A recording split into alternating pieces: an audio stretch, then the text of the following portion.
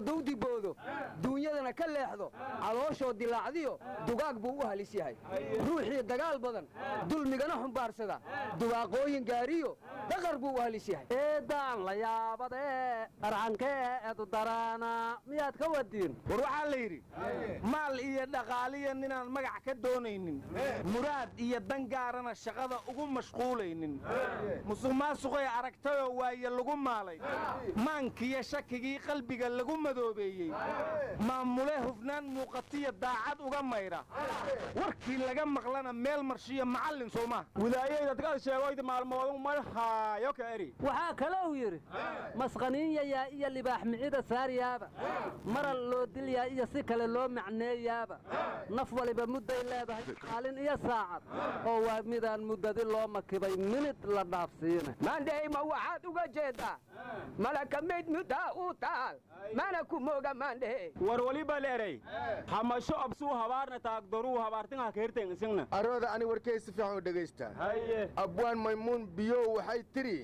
hed aan hedaada ahayn hamuunkaa ma goyso hooyadaa hadday haysane hey bisay unkaa rabtaa war wax ma ogida maymuun waxay tiri bilisay bilaal xabasha kaa baxsii maroon bas ilaa tiraadin biraaslen ku haay maymuun biyow waxaa kaloo ay tiri ballanti waa ka baxoo beentay cadlee waaye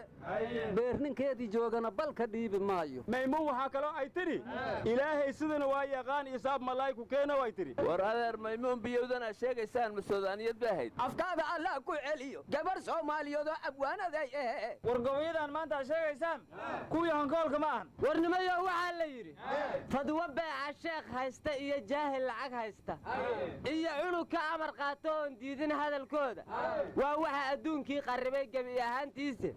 oo shacabka meelaha fadhiyo loo qarxinayaaye intaasaan ku soo koobaya ayaanan sii badin warwar ma haysaane doodii ayaantaanba taagnaydoo cabdiraxmaan cabdishakuur ka bilaabatayoo mar siyaasadda gashay marna diinta gashay waa la soo afjaray sheekh bashiir axmed salaad guddoomiyaha hay-adda culummada ayaa soo afjaroo ka hadlay wuxuuna yidhi wax kastoo dhacaba hadallada cabdiraxmaan soo duubay oo ugu dambeeyey waa lagu qanci karaa waana la qaadan karaa marka warkaasi halkaasuu ku afjaranyay ila tahay aryaadhaha guddoomiyihii culummadu hadduu ka warramay wixii warkaas loo sii wadwado waa wax ula jeed dhinac kastoy taabahaysana waxaan dhihi lahaa how imaam dhex jooga bayd ilaah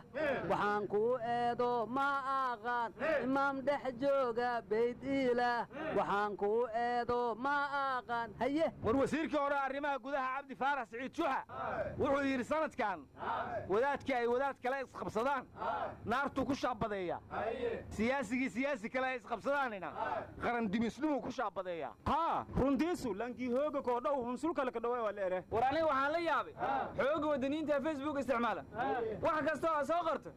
qarandumis ay kugu jawaabayaan xoogaga wadaniyiintu maxaarisul jamhuuriya warnimayow maantoo dhan baa gabaydayna hadda gawigayga dhegaysta xalay gelin dambeedkii maraan gamaa ka soo toosay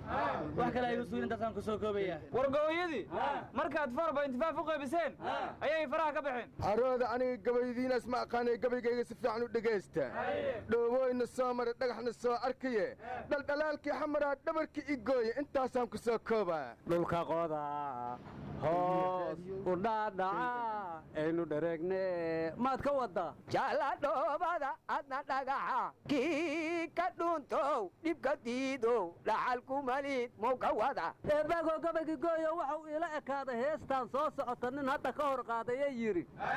aan shagaan saxsooridi aan gareesta hooshe sooma diidi korotaanici heesta cabdulla sheegay waxaan ku soo xasuustay hees ay qaaday hiba maxamed hore u qaaday ninaa ka daba qaaday markaasuu wuxuu yidhi